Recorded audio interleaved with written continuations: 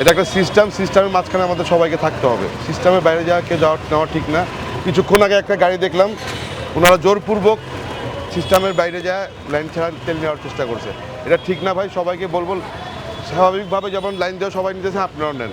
দ্বিতীয় কথা হলো যে লাইনে যে কষ্ট করতে হবে, কিছু এখন মাঝে মাঝে জীবনে চলতে হলে কিছু কষ্ট করতে হয় ভাই।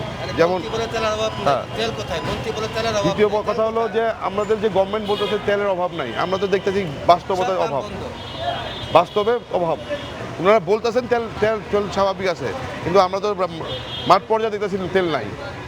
যেমন আমি যে পাম্পে আসছি এখন পর্যন্ত তেল নেওয়া হয়নি, মনে হয় তারা সম্ভবত 300 টাকার উপরে তেল দিবে না, আমি শিওর না, যারা নিছে তাদের থেকে মুখে শুনতে পারছি। তো স্বাভাবিক থাকলে তো আমার ইচ্ছা মতো আমি তেল নিব, 300 টাকার লিমিট মোতাবেক নিব কেন? স্বাভাবিক কথা হলো যাক, তাও গভর্নমেন্টকে ধন্যবাদ। এই তেল যে অবস্থা আছে এই অবস্থায় আমরা তেল দিতেছে আমাদেরকে। আমরা আশা করব আগামীতে আমাদের যে তেলের সংকট আছে আমাদের গভর্নমেন্ট চেষ্টা করবে যে সংকটটা যেমন সমাধান হয়ে যায়।